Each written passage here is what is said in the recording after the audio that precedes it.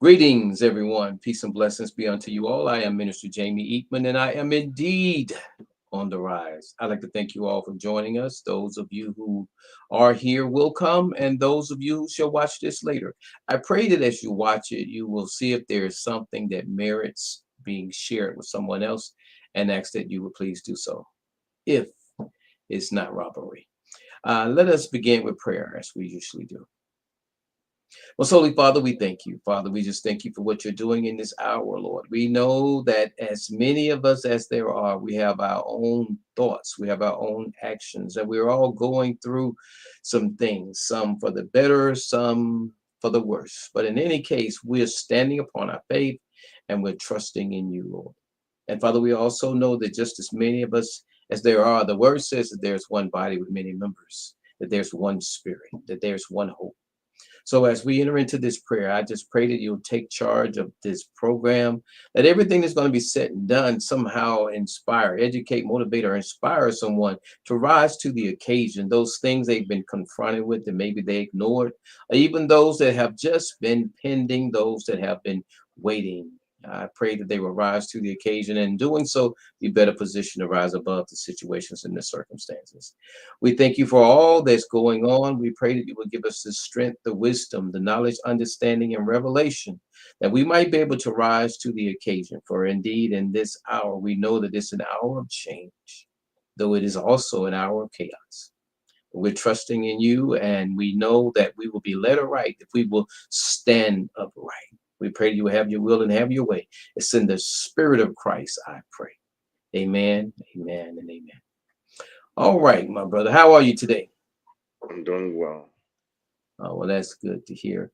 As you probably saw with our title, Time Like This.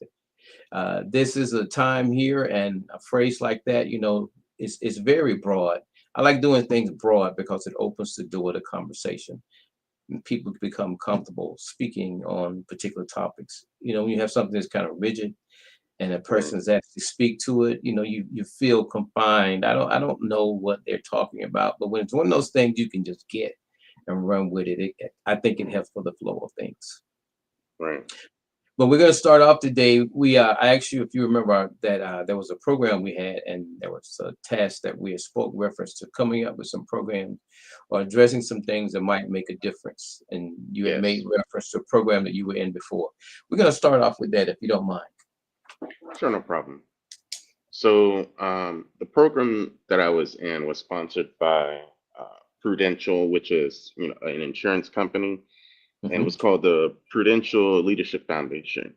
Now, they've uh, uh, since been changed, and uh, the NSLC, which is a national student leadership program.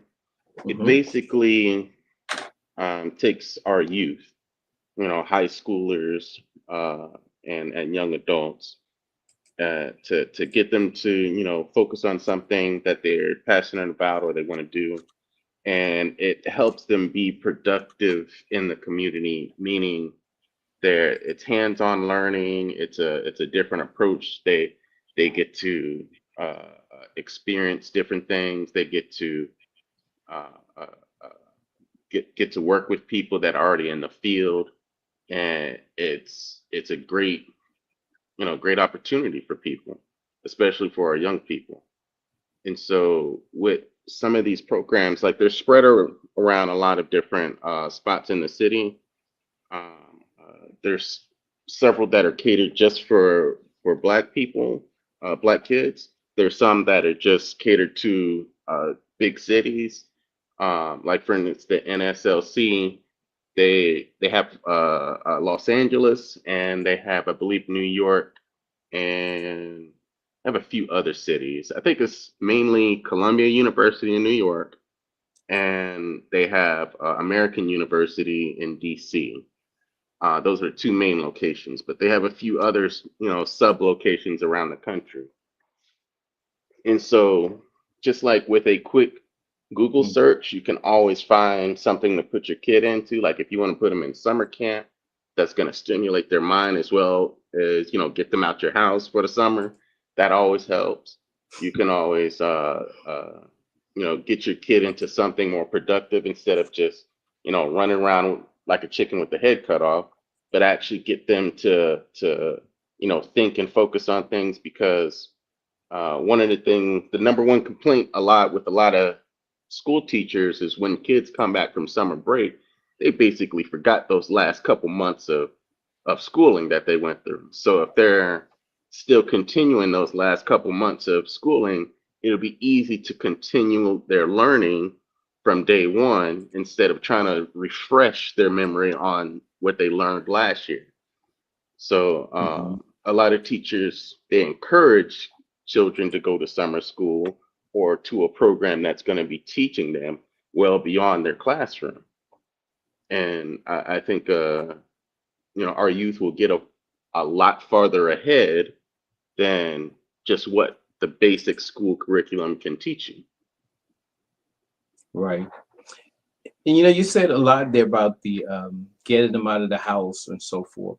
When you have things that bring about productivity and something that's fruitful, the teachers may feel it does good for the classroom, but it does good for the child. The character building, the some of the things you get exposed to, it makes a world of difference, I think. Hmm. Yep. Yeah. I can remember during the summer when we used to have the summer jobs, and just some of the things that you'd be expected to do. Some of them, you felt that like they were things you wouldn't even do at home. You're like you're working for the city, cutting Right. grass along the side of the road. I was working at a golf course. Wasn't the best of jobs, and down south it was probably, and you're from down south as well. And depending on where you are, it can vary greatly what you end up doing for that summer time frame. There are other people that had programs where they got to shadow someone or work in a certain area, Hmm. so it became fruitful regardless. But I just think that even whatever it was, the fact that you're around someone different, this time frame is demanding something of you, some accountability, some responsibility. I think that goes a long way. Right. The one thing that I learned as a child is as I took part in something every summer.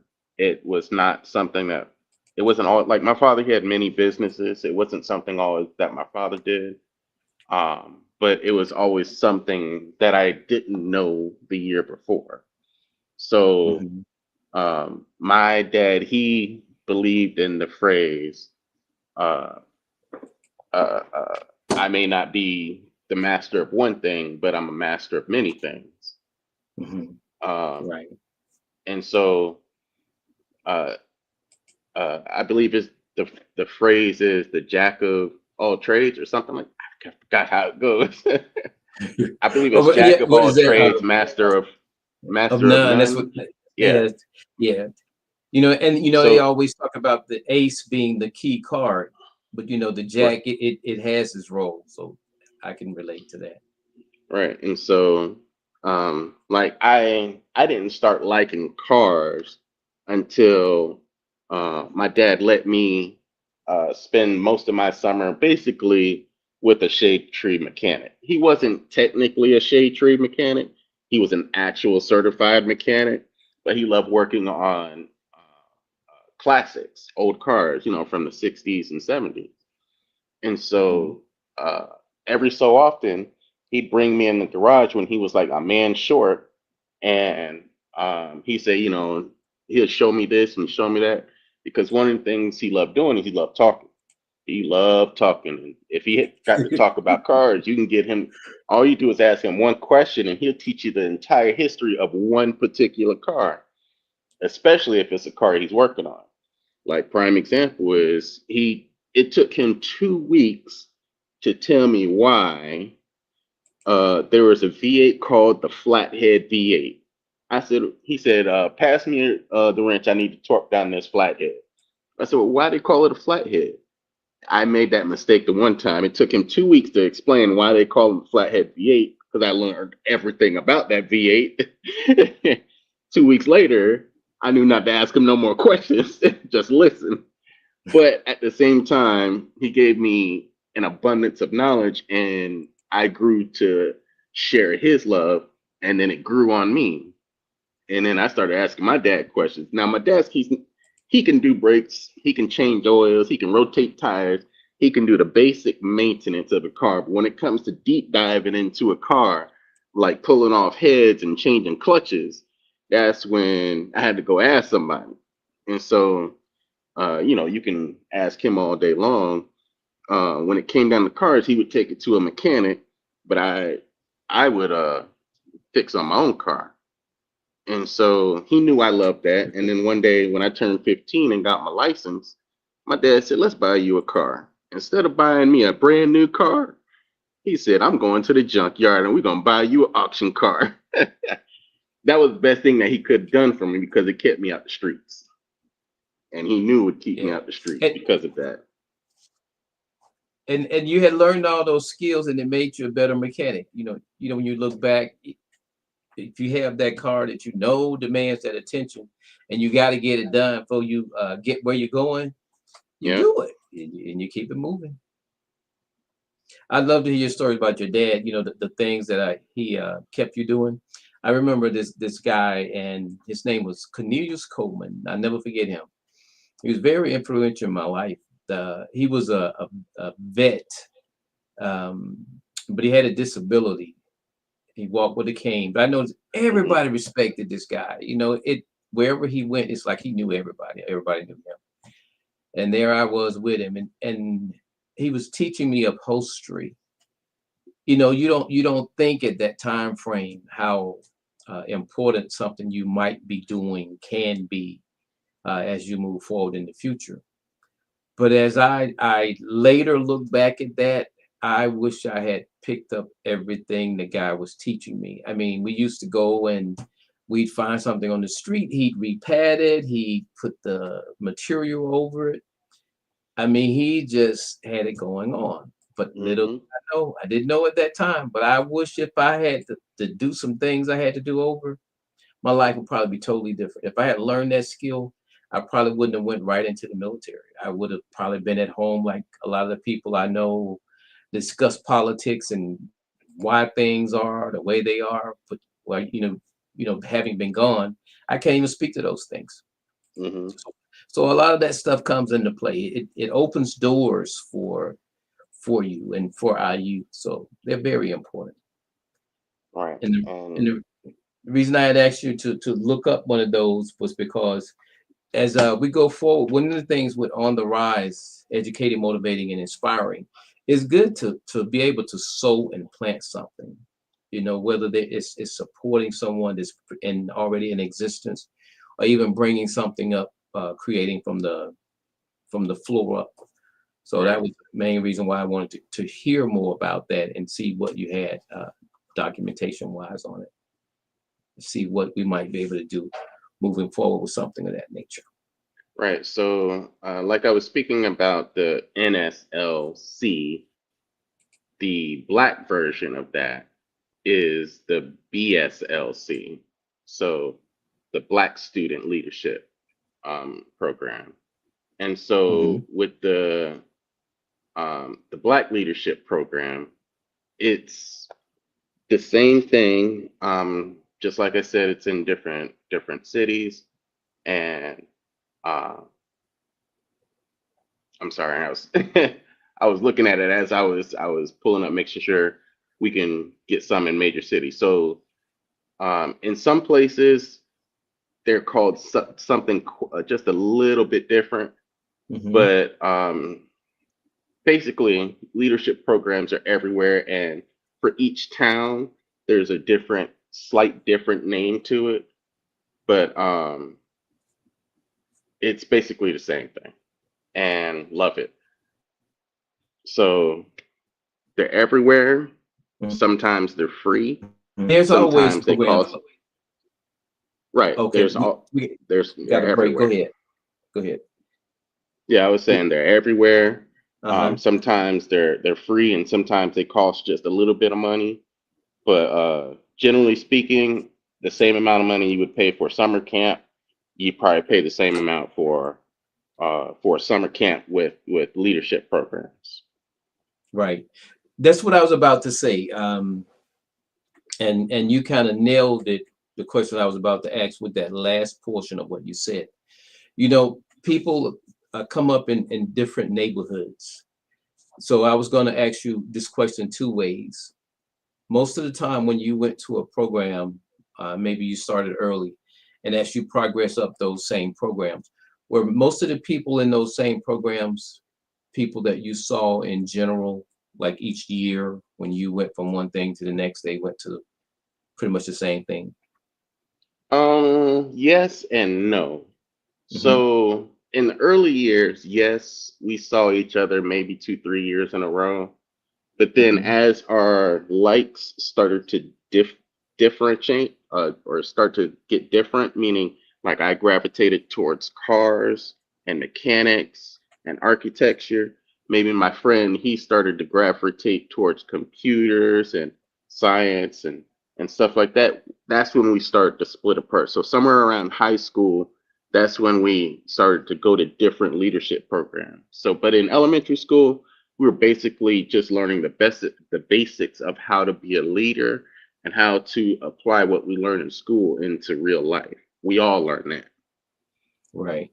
Now, when you say we all, that's one of those words that it's like all encompassing. Was the program something when you say we all, meaning we all in the class or we all in the neighborhood, or We all in qualify the that we program. all? Okay, So right. we all in the program. So everyone in the neighborhood had the opportunity to sign up for the program, Hmm. um, but not everyone in the neighborhood uh, came to the program. At the time, back in this was what 94, 95. The program was free. And but then by the time I got to high school, which is probably like late 90s, the program started costing probably like $100, $200 for the summer. And then it, slowly crept up, but that just comes with, living life. And Right. so um, Mhm. as it crept up, things became more hands-on. So the price was covering things like books and different equipment and different calculators we needed to have and stuff like that. Right. Okay. Yeah, that was the reason I asked that, was because um, it's really it's interesting how budget came into play because when we were younger, I don't know about you, I know for myself, most of the people I was around, I don't think we even had a clue as to how rich, poor, or whatever economically we were, because it just wasn't the type conversation that some of us were taught. Now, there were some, which is why I asked you that question, depending on your parents and what they actually had done or were doing, there were some different approaches that youth were exposed to. So let's say a Hmm. parent that had been pretty well off or maybe gone to college, or it had a higher standard. So when the summer rolled around, they had intentions, they had programs that they wanted to put you in to make sure you got what you needed, or began to get what you might need later. The thought of Hmm. going to summer school, as you just alluded to, year round, for most people, especially when I was coming up, you would have to be crazy. That's the summer. Only people that was failing went to summer school. But as you can attest to, there were some that went to prepare them for the years ahead of them. So that made Well, that philosophy differed based on, I won't want to say it's solely budget, but I just say what a person had been exposed to. so I would contribute everyone that was in the program had parents like mine.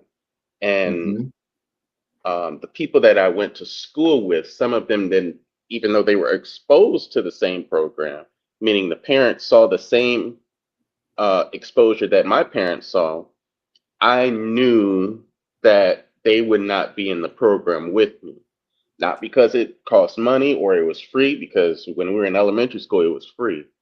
But the parents did not understand the opportunity that was presented before them. Hmm. And they paid for it when it came time for high school. It was too late for them at that point. Meaning it was too late for them to try to push their kid into something that they didn't know anything about. And so what I encourage people, like my parents understood that in order for their black child to succeed in this world, they had to put their black child around people that are successful. And just on the basis of getting past high school, they had to put the fear of high school degrees don't do nothing for you in your future.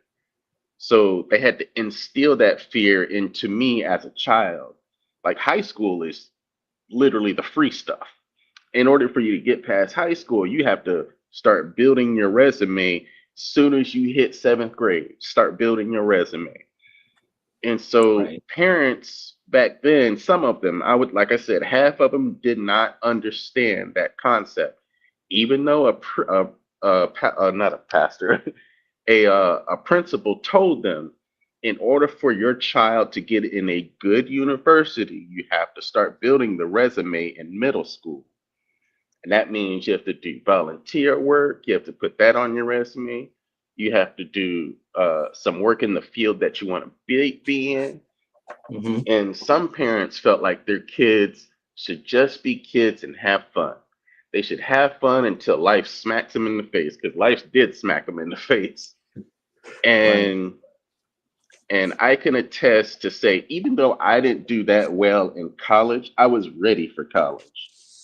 Hmm. I was prepared for it. I got up. I was already doing college prep courses in high school, so Right. college was a breeze for me. And I didn't do well because I got distracted. Let's just be honest about. I mean, be honest. It was Right.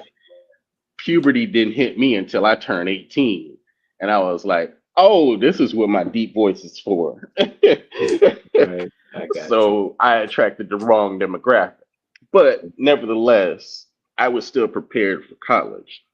I got onto campus, was going through school. I went through the ROTC program, and I was on the baseball team. I was doing pretty good. Went through a couple years, and I said, you know what? I don't even like college. I don't even like this. And that's when I got into engineering, and I said I want to do something that I love doing. And I was working on engineering stuff and cars and doing things like Mhm. that and helping people out. So initially I was in college because I was afraid of being a failure in my parents' eyes, because my parents instilled in me that high school ain't enough.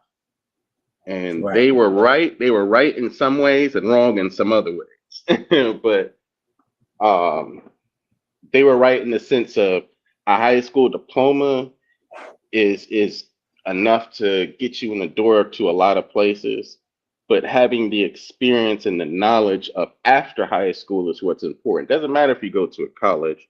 What's important is that you learn something. You need to learn after high school. High school is just enough to give you the math skills to pay your taxes. That's just about it. Right. And after that, you need to learn. You need to have the know-how to research things and look up things and use your computer. You need to learn how to type. You learn how to do your math. You learn these things in high school so you can learn things after high school, but not necessarily in college. Right. As I listened to you, I was about to say, there wasn't much of that around when I was coming up. But then I thought about it. There probably was, but what I was exposed to, and probably my own sense or expectations came into play as well. What came to mind as you were speaking was I remembered, and I occasionally share this. When I was in high school, like you, I had ROTC, and the sergeant there, a black female, the colonel was a white male, but she had everyone put in the applications, and I think it was specific that we sent something to West Point. But anyway, I got a letter back from West Point, but to show you the mindset of where I was at that point, I hadn't gotten all the conversations about college, the impact of college, or even wanting to go, or actually why I should want to go. So when I got that letter, in my mind, that was something that I sent it off and they just replied back. I didn't know the seriousness of it. I never took the letter home. I don't even think I read it.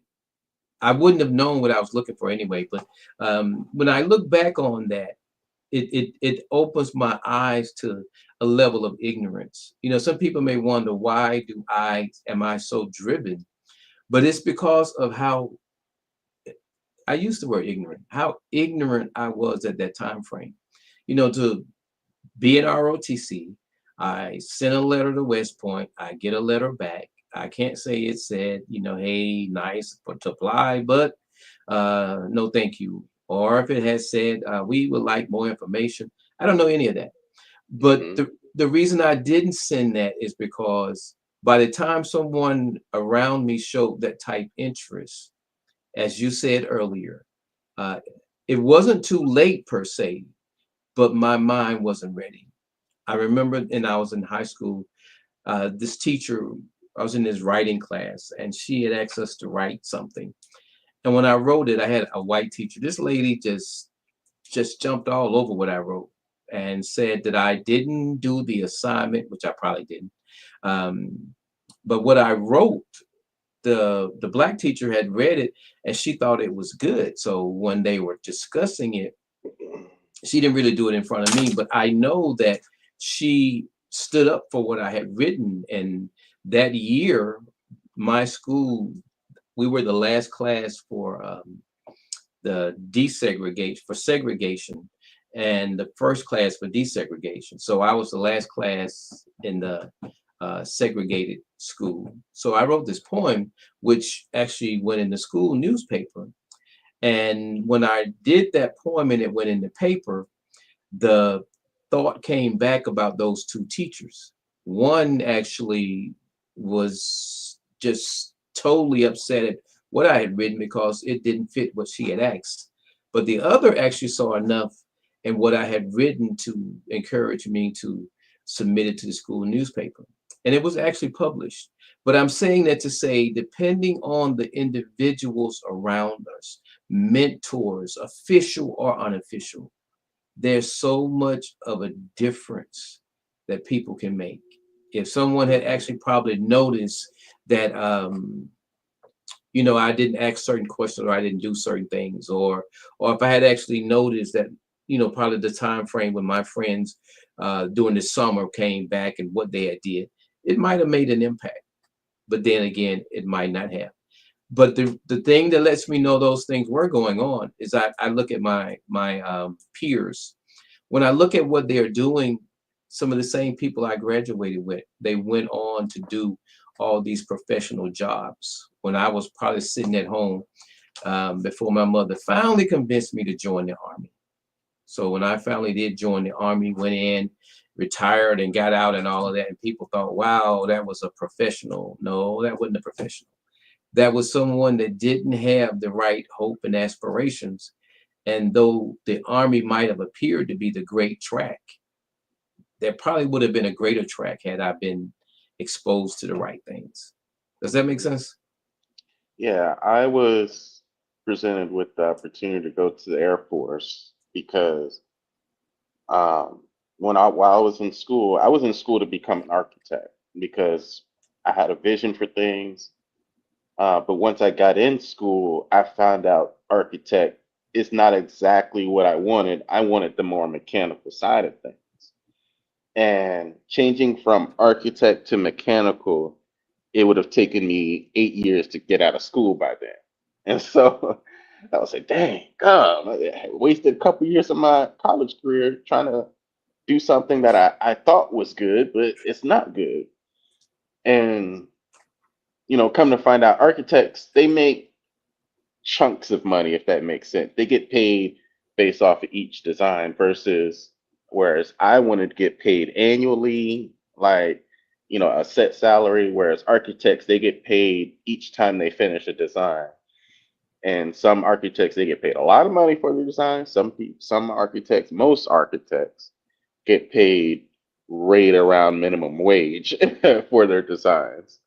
And so They pump out a lot of signs. But my point being is, I found out that I want to do something else, and so it got me thinking about what I wanted to do. And believe it or not, a lot of people can do blue collar jobs, aka physical labor jobs, almost right out of high school and get paid a decent amount. Hmm. Um, Right. like the first one that comes to mind is auto mechanic. You go down to the trade school, take a year or two of trade schooling, and you don't even have to pay for the schooling because there's so many mechanics that are needed right now. They'll train you for free.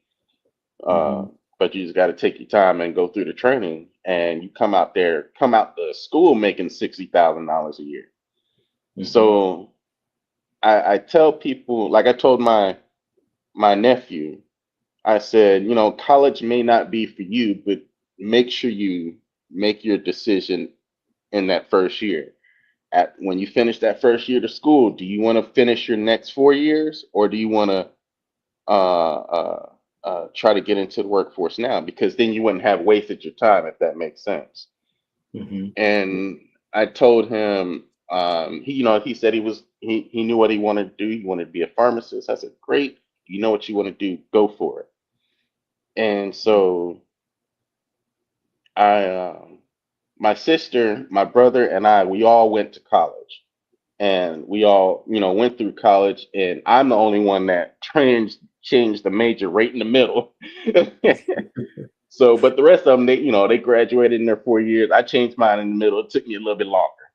But my Hmm. point being is, while I was doing that, it even though it may have taken me longer, it changed me and it changed my way of thinking about school. Hmm. And I started looking elsewhere, and it turns out that I could have learned what I needed to learn in less time in other places. So I'm not telling anybody that they shouldn't go to college. What I'm telling them is that to prepare your child to learn something after high school, you need to learn something. It doesn't matter if it's in college, a trade school, or just being an apprentice somewhere. You need to learn something because your child may think they know everything, but they don't know nothing.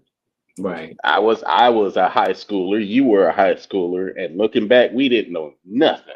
Yeah. So so they may think they know everything, but I would encourage people to press upon them that they need to learn something out of high school.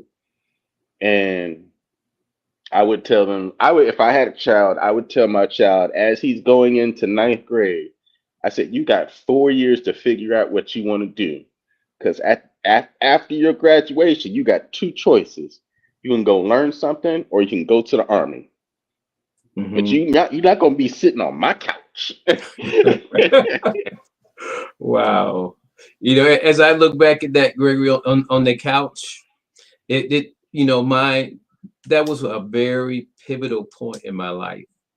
And I thank God for my mother. Like I said, she didn't have that college experience, which is, I was thinking this a moment ago. It's true, you can't teach what you don't know, and Mhm. you can't lead where you won't go. So it's good to have people around that see and take a vested interest. And those of you who are listening, there's some younger people that you will be exposed to. They may not be your children, they may not be your grandchildren, but there's some knowledge that you've learned that will make the difference in what or who that person might ultimately become in life, because mindset is everything. So if you can speak life into someone's life, please don't hesitate to do it. You can usually tell when someone is open to hearing something from you versus when they're not. And if you're in front of them and that's where you're supposed to be, whether they are or not, just ensure that they have heard it. Because I know when it comes down to where I am and some of the testimonies that I could give, you know, I would never look back and say, man, I should be much farther along. But there's a part of me that see where I could have, but Mhm. but I also look at life, as somehow we make choices based on where we are. Now, someone in my life, had they educated me more, I probably could have made a more informed decision. But we are where we are, and that contentment with where we are is very important. But we also need to realize that if you look back at your life, um, at this point in time, it's easy to look back and see. I heard you, Brother Greg, you say that you had ROTC. I had ROTC. I went into the army. You went into college. But either way you look at it, that ROTC for both of us, it actually disciplined us. It actually taught us some things, It because did. once you study that type of discipline and all these definitions, they do make a difference. And the people around you make as great or even more of a difference.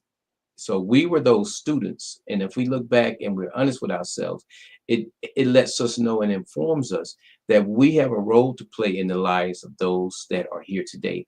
This topic today is, there's no time like the present. There is no time like the present to realize how important an education is.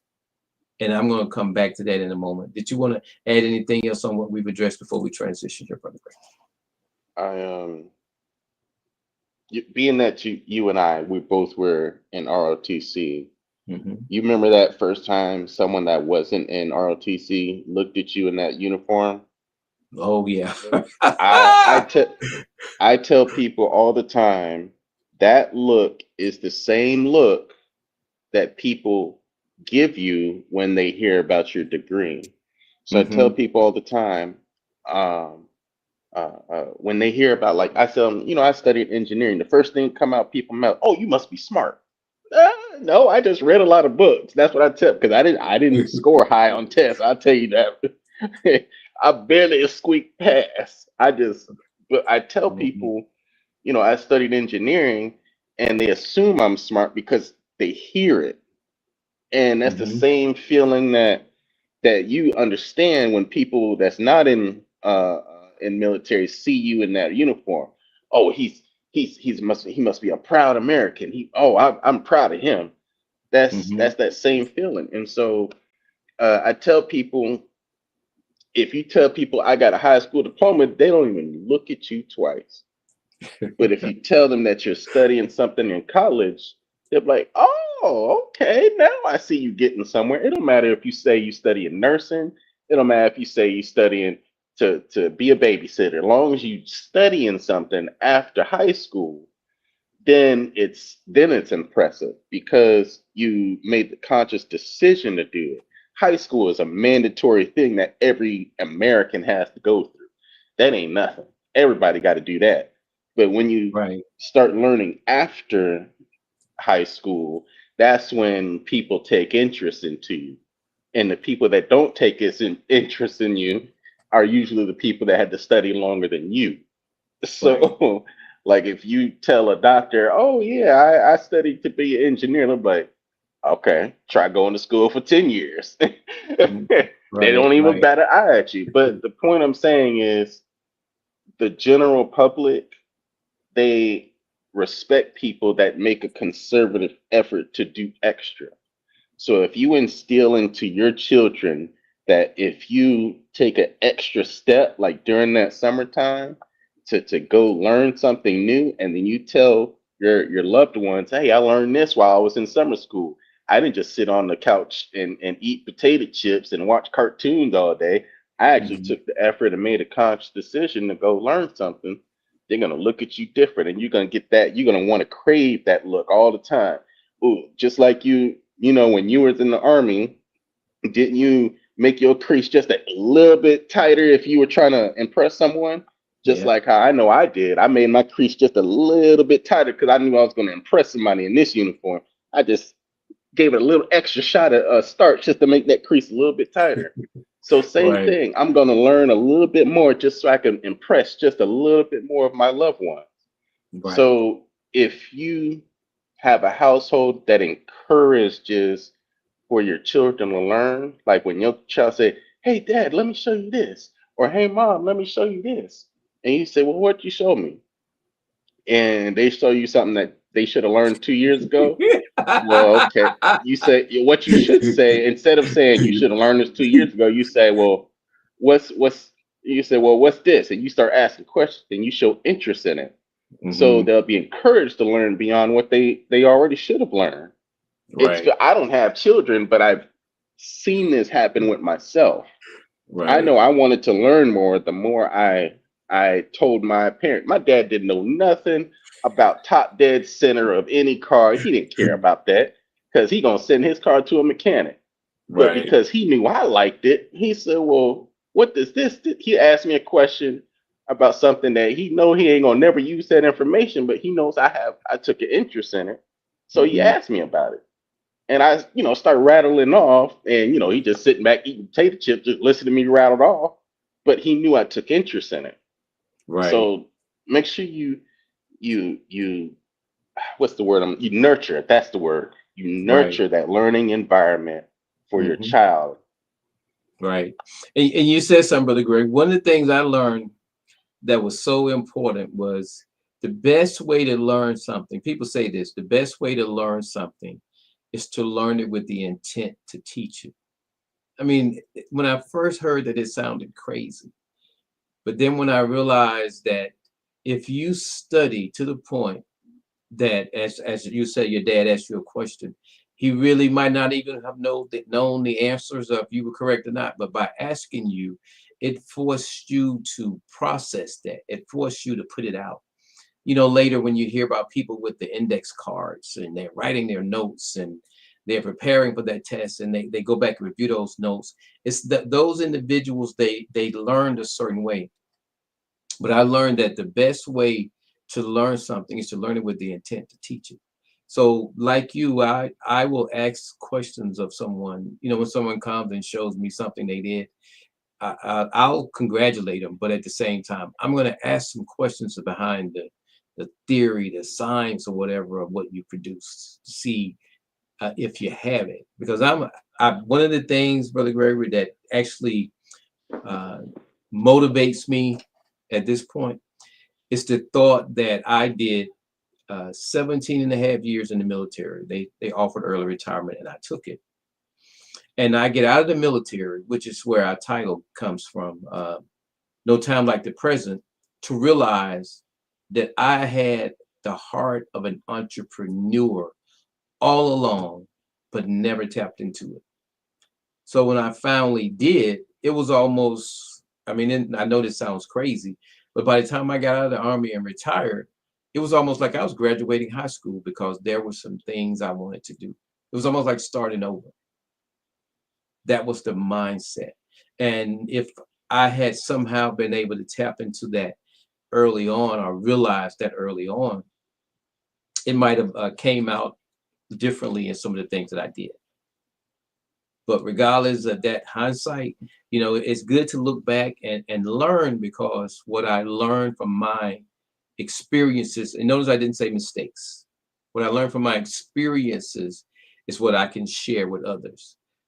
To use that quote, the places that I went, I can lead people there, or the places that I went, I can redirect someone from going there. So for me, when I look at No Time Like the Present, there's so much to teach, to pass on, to educate, motivate, and inspire.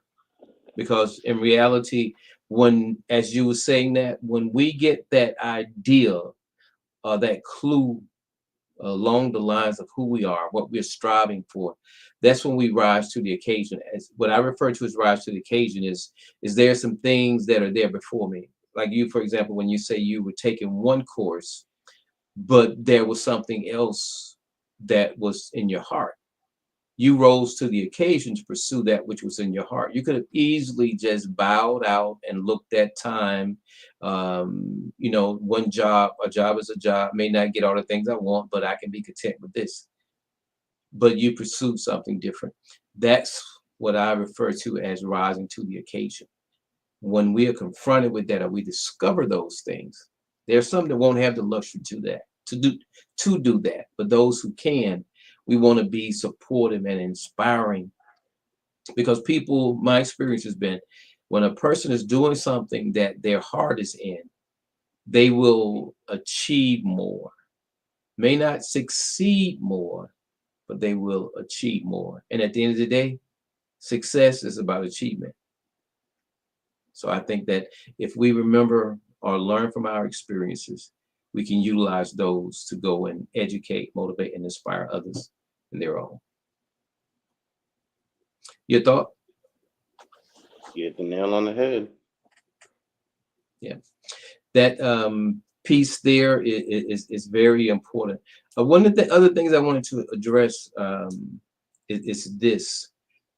When we look around us today, how do you see the occurrences that are going on today, the impact you think they have on, let's just say, our youth? Do you I think it has an impact? Oh, it very much has an impact. It well, yeah, that's a very deep question. It's hard to unpack immediately. So let me start with our youth. Our youth are impressionable, and that goes with anyone under the age of 25. They're very impressionable. They either trying to impress someone or they need someone to impress them in order for them to follow. So with the way society is currently set up, a lot of people don't want to go against the grain or go against what is unpopular because Mhm. they see how society has castrated and treated the people that speak against what is the popular opinion. Mhm. And it saddens me that the people, especially young people, think that if they yell and scream, they can be heard, Mhm. versus if they say something that's accurate and smart, they'll be listened to. And so, the one thing that I tried to teach my nieces and nephew is that there's a difference between being heard and being listened to. And Mhm. the first couple times I said it, I said, "Do you want me to hear you or do you want me to listen to you?" They would say, "I want you to hear me." And um, of course, I didn't pay attention to him. It said, "Are you listening to me?" "No, you wanted me to hear you." Well, so they didn't get it the first couple times, but then when I explained to them, I'll say something to them, and I said, "Do you?" And they'll say, "Well, I hear you." I said, "No, but are you listening?" And they Mhm. said, "Well, what's the difference?" And when they asked me what's the difference, then I explained to them the Mhm. difference between listening and hearing. So our youth need to understand that they don't need to impress anyone. And the way they can do that is by getting all the praise they need from home. It starts Mhm. at home. If they don't have anybody to look up to and the parents are running wild and acting crazy, and that's not the best role model for them, guess who's going to be running wild and acting crazy? This is the Mhm. kids. They follow the leader of the pack. And so I I'm very happy that my sister, she had, both parents in her life, just like, I had both parents in my life. She had her children first. And so she was able to raise these beautiful, bright, smart, intelligent kids that have proven to me time and time again they fall back onto what their mother told them, what their uncles told them, what their aunts told them. They fall back onto it because they know they don't have to impress anybody. What they Mhm. what they can do and they refuse to do is disappoint us, because our disappointment is far more powerful than any whipping, any yelling, any of that. And the Mhm. disappointment that we show our nieces and nephews, well, my nieces and nephews and them, is is is a room for them to learn something new. Right. So when it comes down to it, like for instance, my niece, she was having trouble with her sexuality, and instead of asking one of her friends questions, she came back and asked her mother. Her mother said, "Well, I'm not experienced in this area. Go ask your grandpa, or go ask your uncle, go ask your aunt." Mm-hmm. And she did that. She came and asked us. She was a little embarrassed, but she said, "This is where the leadership comes from, because we all know the saying, it takes a village." Mm-hmm. So Right. when she came to us, she saw how proud we were that she came to us, and then she started asking us a million questions after that. Mm-hmm. But nevertheless, it takes that one time for you to nurture your child to the point that they will always come back for nourishment. It only Right. takes one time for you to give your child a bad experience that they won't come back again. Mm-hmm. And a lot of parents don't understand it only takes one time for a child. That's Mm-hmm. why, like, some people, they love licorice. I don't like licorice. I tried licorice one time in my life. I know I don't like licorice. I don't need to try licorice two, three, four, and five times to know that I don't like licorice. Mm-hmm. So if your child says, Dad, you know what? I don't know if I like girls or if I like boys. I don't know what's going on. Mm-hmm. Then you say, well, let's talk about it. Let's have a conversation. Let's figure out what's going on in your head. And then, you show them this is what is going on. You lead them to scripture. You show them this is how God treats us. This is how God expects us to do. And you pray with them. You give them a nurturing atmosphere. But Mm-hmm. if your child comes to you, say, I don't know if I don't know if I like girls, if I like boys. You say, well, I'll tell you what you should like. You don't. Then it's that licorice right there. They ain't coming back ever again. You may not Mm-hmm. even find out who they like until they invite you to the wedding.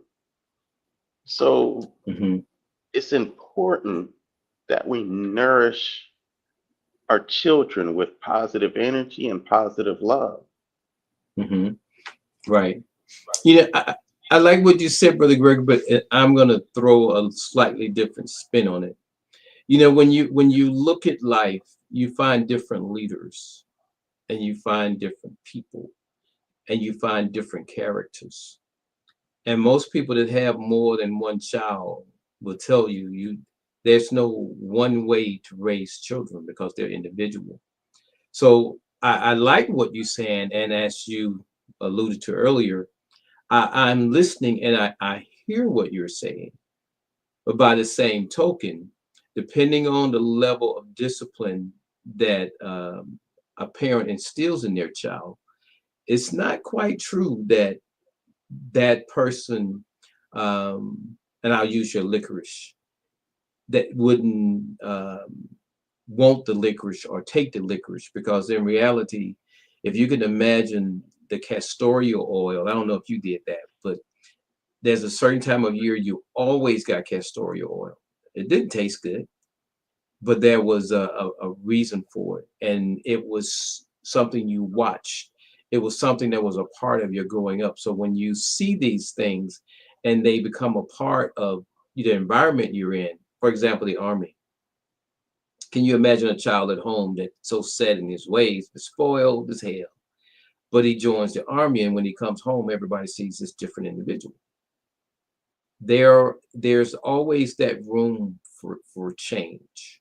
So when the parent is raising the child, I can't begin to imagine how many people there are that probably goes to see psychiatrists or people of that nature to get input into how to raise their child, because somehow that's that great of a question for them, or they become that concerned with society and the suicide and all that. These are real issues, But at the same time, we are real people, and there's going to be some variance in how people do things. So I think when a parent is strict, when their child goes to a parent's house that has less rules, and that child comes home, that parent shouldn't be expected to modify how they raise their child because who that child went to visit. Likewise, if your child went to visit someone that was strict and they came back home, and it introduces conversations, people are going to vary. And depending on how we were brought up, has a lot to do with how we raise. Hmm. And that sense of value or worth. I'm maybe old school, but I have the concept that based on abuse, what's legal and so forth, are parameters as in raising a child. You at that old saying, you get more uh, when you give rewards, but at the same time, children that come up with so many rewards, they don't have the discipline when they are not rewarded. And that's not all of them. I'm just saying there's so many things to come into play there. But we just have to be encouraged that whatever we are doing, we want to be mindful of it. I guess I would pull from Dr. King's words. Whatever you're doing, be the best at whatever you are. The best that you can be, it may differ from Brother Gregory's best or my best, but we all have a role to play. And it Hmm. doesn't get any easier, and it's no less significant whether we were the only child, whether we are the oldest child, the youngest, or whatever the case may be. Because when it all's said and done, there's no time like the present, which is what we're our topic for the day. And we're here, and we have some of the similar challenges that have existed before, but with a lot more external factors, i.e., television, i.e., the dress, the materialism. There's so many things that come into play, and somewhere between all of that stuff is where we come into play, Hmm. where we have to raise, where we have to teach, where we have to counsel, all those things we have to be apt to do. And not just we, because you said it earlier, it takes a village to raise a child, and we need to know what that means. But go ahead, Brother Greg. I completely agree. I, like I said, I don't have children, but I use my nieces and nephews Right, as examples because I had a hand in their raising, right. or still have a hand in their raising. And uh, one of the key factors about not allowing them to participate in what would be called a social norm would be an example of what America thinks is normal is abortions. You know, it speaks in the Bible that a child is a blessing, Hmm. and so if if you have a child, uh, you are to love on that child. Hmm. And my sister, she got pregnant young, but we didn't say go get an abort, get an abortion. We loved on that child, Hmm. and granted, my sister had uh, a a second and third child, but the point is, she didn't feel unloved. She didn't feel castrated. She didn't feel cast out. She felt love.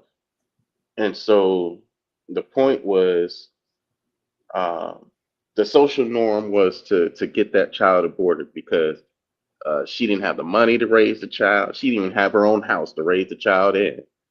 But instead of making her shun away God's blessing, we said, no, this is a blessing. And it turned out that child was a blessing because it forced my sister to grow up, be very mature at a very young age, but it forced her to get her degree faster. She was on track to basically being mother of the year that first year she was pregnant. And Mhm. so uh, she raised three incredible children because she told them, though you're blessings, I went about it the wrong way. And and we, told them the same thing.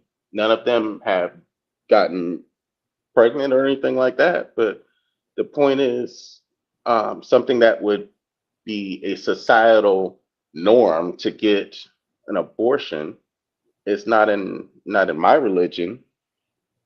Children are blessings, so we treated that blessing as it should be, a blessing. Mhm. And so uh, uh, we encourage our nieces and nephews to follow God, follow the Bible, Mhm. and Right. not follow society. Right. I like what you said about she took accountability, and as long as a person does that, um, take that accountability, and they're teaching what the norm is, and I would disagree that that's the norm to do the abortions. But that was in my time. I haven't been around many young people, but you're right. I remember someone that I worked with saw the name Eatman and asked me if I knew the person, and they had gotten an abortion. To this day, that person didn't know that person shared that. I don't think anyway, but it may be more common than I realize. But um, when it comes down to that love that's necessary to raise that child, that is there, and all the circumstances that go along with it, that the truth of the matter. The saying about the truth will make you free. When you embrace Hmm. that truth, then that's what she did. But to hear you say that told them, she went about it wrong, that is the truth. Then the reality is, it resulted in what it resulted in. But just as we said earlier, it takes a village. That village, whatever enters it, regardless of how it got there, it's a part of that village. So that becomes the approach to it, at least the way I think that we should probably look at it. But we're winding down, Brother Gregory. If you want to add anything else to that, please do. If not, we're going to give you space for your Emmy moment. And for those of you who don't know what Emmy moment is, because we say that, we're not trying to use a term that in any way resembles the Emmy Awards. Emmy simply means EMI, an educational, motivational, or inspirational moment.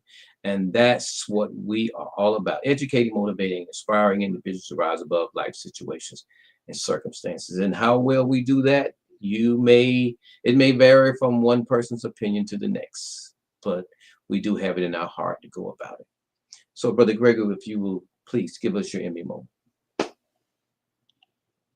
The Emmy moment that I have is um, explaining to people that we need to nurture our youth, encourage them to be leaders, because those same leaders are going to be the ones that take care of us when we get old. And so we need to encourage all young people. Doesn't matter if they're black, white, yellow, or brown. All young people need encouragement at the house, and it starts at home. Mhm. Right. I like that.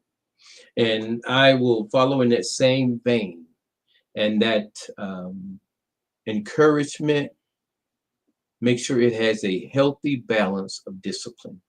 Because when we go out into the world, it's so much temptation. And the thing that separates that person who falls for anything and that person who will stand through some things is the discipline that they have within. And that comes as a result of someone loving enough and disciplining enough that when that person is absent, when they're in the absence of instructions, they will do the right thing. That's what I call rising to the occasion. And when they rise to the occasion in that manner, or you rise to the occasion in that manner, there's somebody that's looking on that may be liberated to rise to the occasion or inspired to rise to the occasion as well. I want to thank you all for joining us. It has been a great program. Thank you, Brother Gregory. And I want to invite you all on Wednesdays, and that's every Wednesday at 8 p.m., same time we start here, to join Lady Antoinette for Rise to Prosperity. Greetings, peace and blessings. You're invited to Rise to Prosperity, Wednesday evenings at 8 p.m. I, Lady Antoinette, and my co-host, Minister Jamie Eatman, would love for you to join us, our panelists, and our conversation room guests Wednesday evenings at 8 p.m. as we rise to prosperity. And if anybody happened to ask you and you can't remember anything we've said, sometimes music helps to remember. Tell them this. There is no time to engage in the luxury of cooling off or to take the tranquilizing drug of gradualism. And I, for one, will join in with anyone, don't care what color you are, as long as you want to change this miserable condition that exists on this earth. Greetings, I am Jamie Eatman. Join me Fridays at 8 p.m. for On the Rise movement. Again, thank you all, everyone. I am Minister Jamie Eatman, and I am on the rise, and I invite you to join me. There's plenty of room on the rise. Peace and blessings be unto you all. To God be